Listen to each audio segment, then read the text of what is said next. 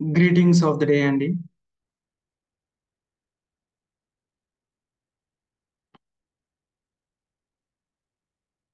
Greetings of the day అండి. I'm from నల్లభీముడు channel అండి. My name is Dinesh. నేను యూపీఎస్సిని teach చేస్తున్నాను. మన తెలుగులో ఈరోజు మన టాపిక్ వచ్చేసి నాగరికత. ఈరోజు మనం నాగరికత గురించి చెప్పుకుందాం. నాగరికతలు చాలా టైప్స్ ఉన్నాయండి. నాగరికతలు ఏంది, టైప్స్ ఏంది అని అనుకుంటున్నారా? నాగరికతలు చాలా వర్ణాలుగా సింధు నాగరికత మంది, అలాగే వేరే ప్రాంతాలకు వేరే నాగరికత, అలాగా ప్రతి ఒక్క నాగరికత గురించి మనం తెలుసుకుందాం.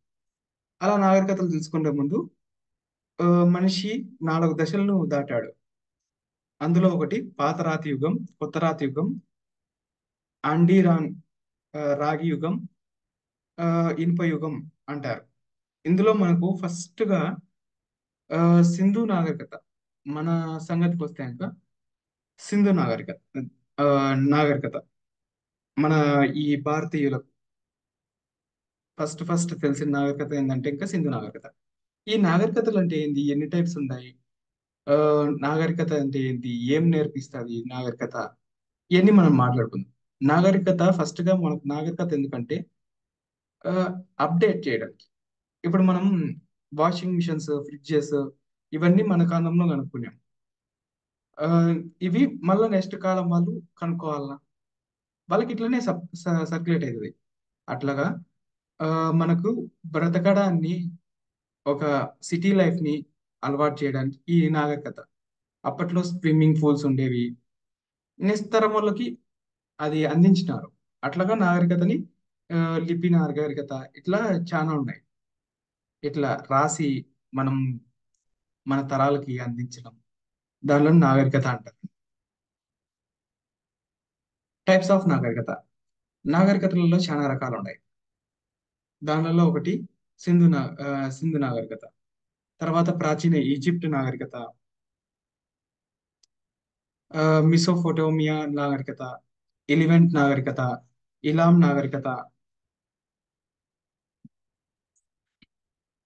ఇలాం నాగరికత, మినాన్ నాగరికత, టెల్టెక్ నాగరికత, ఒల్మెక్ నాగరికత, ఆ, తర్వాత మాయా నాగరికత, ఇంకా సామ్రాజ్య నాగరికత, జిపోటెక్ నాగరికత, అజ్టెక్ నాగరికత, కరాల్ సపే నాగరికత, పూర్వ ఆర్మేనియా నాగరికత, హెలాడిక్ యుగం, ప్రాచీన గ్రీక్ నాగరికత, ప్రాచీన చైనా నాగరికత. తర్వాత ఇవి వచ్చేసి మధ్య ప్రాంతపు నాగరికతలండి. ప్రాచీన గ్రీక్ నాగరికత, ఫీనిషియా నాగరికత. ఆ, ఇవి వచ్చేసి మధ్యాంధ్ర ప్రాంతపు నాగరికతలు. క్లాసిక్ యుగానికి ఇప్పుడు మనం 4 యుగాలు అని చెప్పుకున్నాం కదండి. క్లాసిక్ యుగం ఇది వచ్చేసి దీన్ని దీంట్లో ఆ, రామన్ సామ్రాజ్యం, రెండవ దేవాలయం, యూద మతం నాగరికత, లాటిన్ సెలెంట్ నాగరికత. తర్వాత వచ్చేసి టైప్స్ ఆఫ్ మిడిల్ నాగరికతలు. ఇవి వచ్చేసి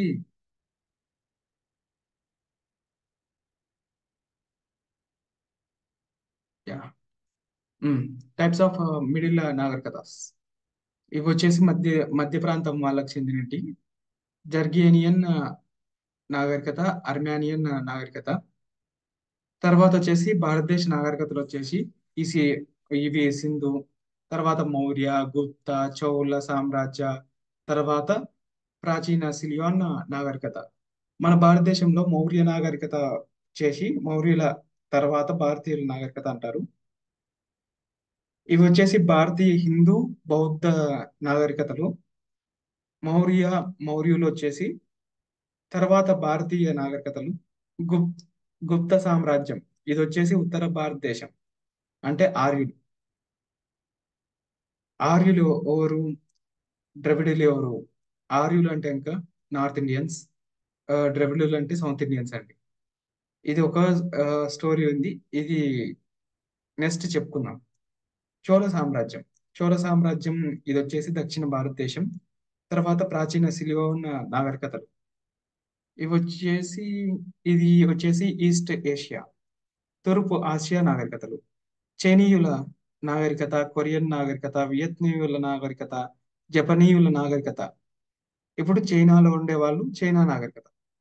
అప్పుడు పురాతనంలో చైనాలో ఉండేటువంటి ఉంటారు కదా, వాళ్ళు నేర్చుకునేది ఏంది? చైనా చైనీయుల నాగరికత. కొరియన్లు నేర్చుకునేది కొరియన్ల నాగరికత. వియత్నీయులు నేర్చుకునేది వియత్నాం ఈయుల నాగరికత.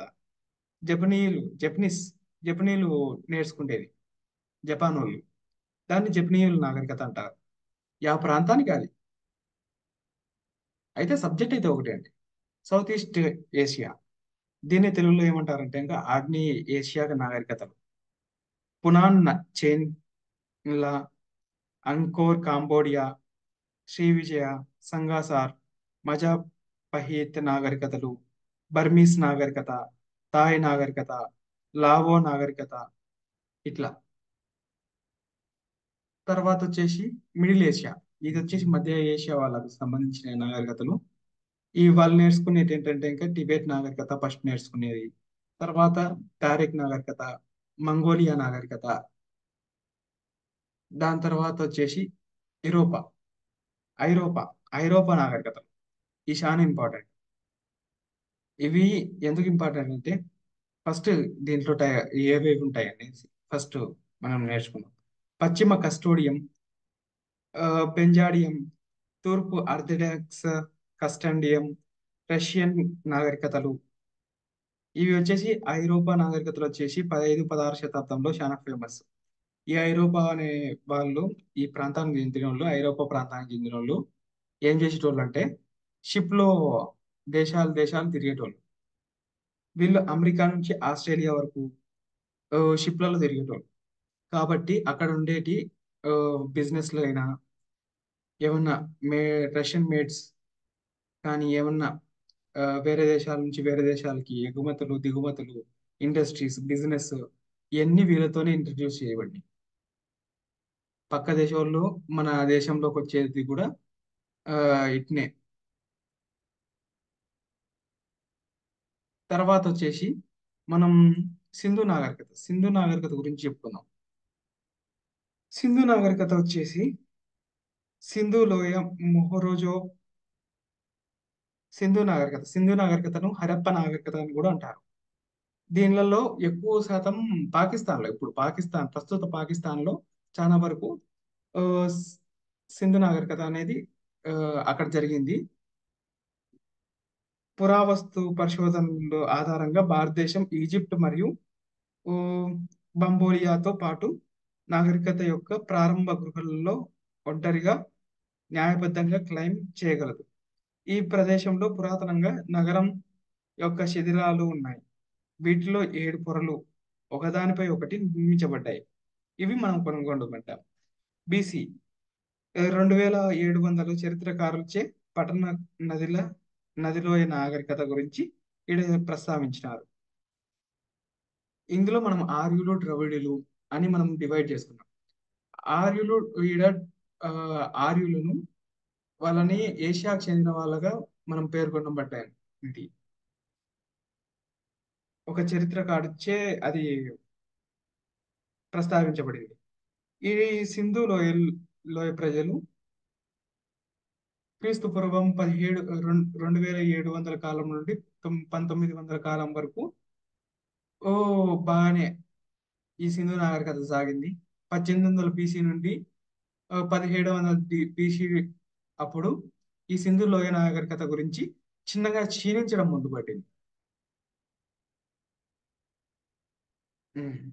ఎస్.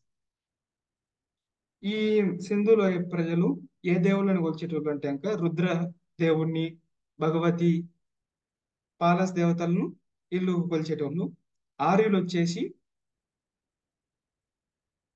ఆర్యులు వచ్చేసి బాహుదేవతలను, ప్రకృతి దేవతలను పూజించేవాళ్ళు. ద్రవిడుల భాష వచ్చేసి తమిళం, తెలుగు, కన్నడ, మలయాళం. తర్వాత ఇక్కడ సింధు. ఇక్కడ ఫస్ట్ ఫస్ట్ మనకు గొడవలు ఎందుకు వచ్చినాయి, ఉమ్, అవన్నీ ఇక్కడ మనం చెప్పుకుందాం. ఈడ గొడవలు ఎందుకు వచ్చినాయంటే ఇంకా ఇప్పుడు మేల్స్ ఫీమేల్స్ ఆభరణాలని ధరిస్తారు కదండి, గోల్డ్ ఆర్నమెంట్స్ కానీ అలాగా. అప్పుడు ఒకదానికొకటి అందరూ గోల్డ్ ఆర్నమెంట్స్ ధరించినారు. కానీ ఒక డిజైన్ కి ఇంకో డిజైన్ కి వాళ్ళకి ఆ, పొంతు కుదురుకోలే. అందుకు చిన్న చిన్నగా ఆ యుద్ధాలు జరగడం మొదలుపట్టాయి. అప్పుడు ఏమైందంటే ఇంకా వీళ్ళకు ద్రవిడులకు ఆయుధాలు లేవు. అప్పుడు ఈ నార్త్ వీళ్ళు ఆర్యులు అని చెప్పబడే వాళ్ళు వాళ్ళని కొట్టి ఆ ఆభరణాలు అలా లాక్కొని వాళ్ళని కింది భారతదేశానికి తరమేయడం జరిగింది. అలా వాళ్ళు మనకు దక్షిణ భారతదేశానికి వచ్చినారు. వేదం వేదాలు 6వ శతాబ్దంకి పూర్వమే పుట్టినాయని అంటారు. వేదాలు వచ్చేసి 4: ఋగ్వేదం, సామవేదం, యజుర్వేదం, అథర్వ వేదం. ఉపనిషత్తులు వచ్చేసి 108. ఉపనిషత్తుల్లో తత్వశాస్త్రం వేదాంతం అని పిలువబడుతుంది. ఇతిహాసాలు వచ్చేసి 2: రామాయణం, మహాభారతం. ఇవి 6వ శతాబ్దానికి పూర్వమే ఉన్నాయి. ఇంకా జైన మతం గురించి మనం మాట్లాడుకుంటే ఇంకా వైశ జైన మతం రెండుగా విభజించబడిపోయింది. ఆ, బుద్ధుడు స్థాపించిన జైన మతాన్ని ఆ, కొన్- రెండు రెండు విధాలుగా దీన్ని విభజించుకున్నారు. ఎవరు? బుద్ధుడు చనిపోయినాక రెండు విధాలుగా చేసినారు. పునర్ పునర్జన్మి, ఇంకోటి కర్మ. ఆత్మ ఆత్మ ఆత్మ వచ్చేసి 3 రకాలు: జ్ఞానం, విశ్వాసం, ప్రవర్తన. మరణం మరణం అంటే ఇంకా స్వేచ్ఛ, ఆత్మసిద్ధం. ఇంకా ఇవి మనకు సింధు లోయ నాగరికతలలో మనకు నేర్పిస్తాయి.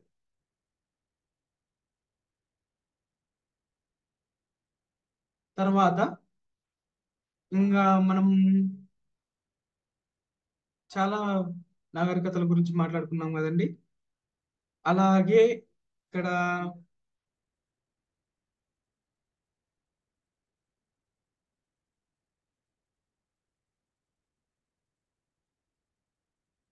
ఓకే, ఇది ప్రాచీన ఈజిప్ట్ నాగరికత. పురాతనం ఈజిప్ట్ ఎట్లుండేది? ఇవి వచ్చేసి ఆ, నది దిగువ ప్రవాహం ప్రాంతంలో వెలువడిన నాగరికత అండి ఇది.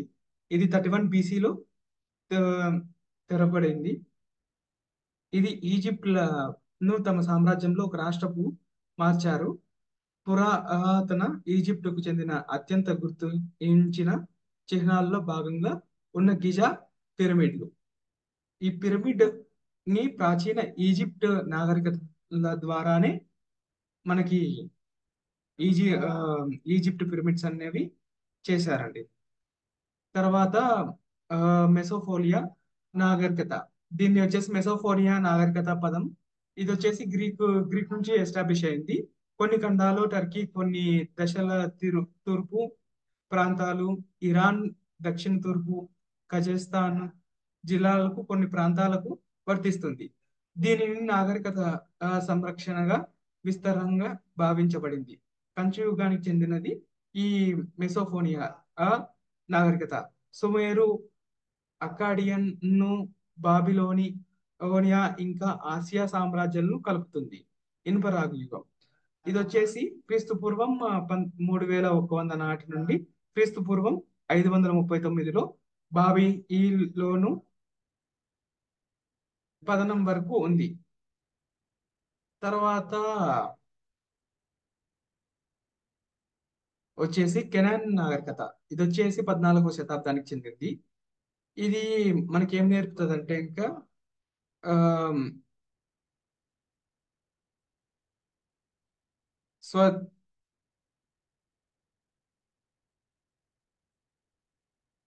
ఇది వచ్చేసి బైబిల్లో ఓ, ప్రచురించబడిన పేరండి. ఇది వచ్చేసి చాలా శతాబ్దాల వరకు కనానీయులు అనే పేరులో దీన్ని కనానీయులు అనే ఒకటి నాగరికతను 9వ శతాబ్దంలో స్థాపించబడ్డారు. ఉత్తర ఆఫ్రికాకు చెందినది. ఇది వచ్చేసి ఆ, ఏం నేర్పుతుంది అంటే ఇంకా సేమ్ మన సింధు నాగరికతలో మనం ఏం నేర్చుకుంటామో అదే నేర్పుతుంది ఈడ కూడా. నాగరికతలు ప్రతి ఒక్కటి ఇట్లా ఒకదానికొకటి కనెక్షన్ అయి ఉంటాయి. తర్వాత వేద నాగరికత. ఇది దీని కాలం వచ్చేసి మనం ఇందాక ముందుగా మనం మాట్లాడింది వేదం. వేదం అంటే ఫస్ట్ జ్ఞానం. వేదాలు 4 రకాలు: ఋగ్వేదం, సామవేదం, యజుర్వేదం, అథర్వవేదం. ఉపనిషత్తులు ఉంటాయి 8. ఉపనిషత్తులలో తత్వశాస్త్రం వేదాంతం అని పిలువబడుతుంది. ఇతిహాసాలు వచ్చేసి రామాయణం, మహాభారతం. ఇది 6వ శతాబ్దానికి పూర్వం, అంటే 2000 నుండి 1000 మధ్య కాలంలో ఇది జరిగింది. తర్వాత సంస్కృతి, ఇవి కళలు ఇవన్నీ వేదకాలంలోనే మనకు నేర్పించబడ్డాయి. ఇంకా వచ్చేసి మినోవాన్ నాగరికత. భౌగోళిక పరిధి, గ్రిడ్, కాలం, ఆ, తర్వాత రాయడం, ఆ,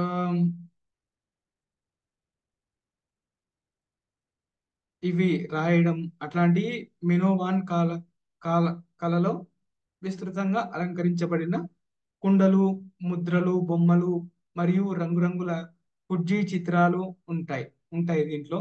ఇవి వచ్చేసి 2000 BC నుండి ప్రారంభమై ఆ, పద 1450లో అట్లా డౌన్ అయిందండి. మ్యాసినియా గ్రీకుల ప్రధాన భూభాగం యొక్క సాంస్కృతిక యొక్క బహుశా రాజకీయ ఆధిపత్యంలోకి వచ్చారు. ఇలాగ 1100 BC వరకు కొనసాగింది. అంటే దాదాపుగా ఒక 900 సంవత్సరాలు ఈ మెనోవాన్ నాగరికత కొనసాగింది.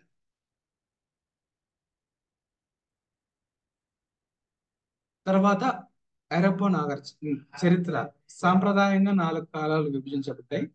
చరిత్రపూర్వక యూరోప్ సుమారు 800 BCకి ముందు. సాంప్రదాయ ప్రాచీన 800 BC నుండి ఏడి 500 మధ్య కాలం. నుండి 15 మధ్య, మరియు ఆధునిక యుగం ఆ, ఏడి 1500 నుండి 1595లో కార్టోగ్రఫికల్ అబ్రహం ఓల్డేలియస్ ద్వారా యూరోప్ తొలి యూరోపియన్ ఆధునిక మానవపు మానవులు దాదాపు 48,000 సంవత్సరాల క్రితం ప్రాచీన శిలాయుగం ఈ శిలాజ రికార్డులో కనిపించారు. ఇవి వచ్చేసి ఐరోపా నాగరికతలు. ఆ, నాగరికత ఏం చెప్తుంది అంటే వీళ్ళందరూ సీలో సంచరించేకుండే వాళ్ళు. వాళ్ళు ప్రాంతం నుంచి ప్రాంతానికి ఏ- ఇట్లా ఎక్స్చేంజ్ అయ్యేటప్పుడు ఐరోపా దోపిడీకి ఈ ప్రజల్ని దోపిడీకి గురి చేసేవాళ్ళు. అండ్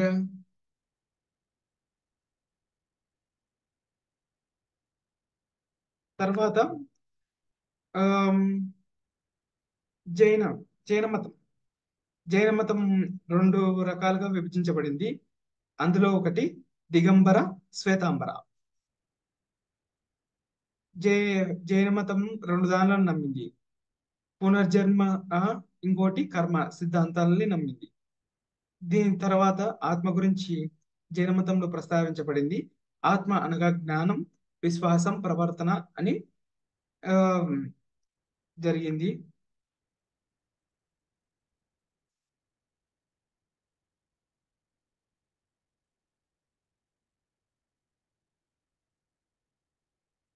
ఓకే అండి. Thanks for watching. Thanks for watching our channel and subscribe.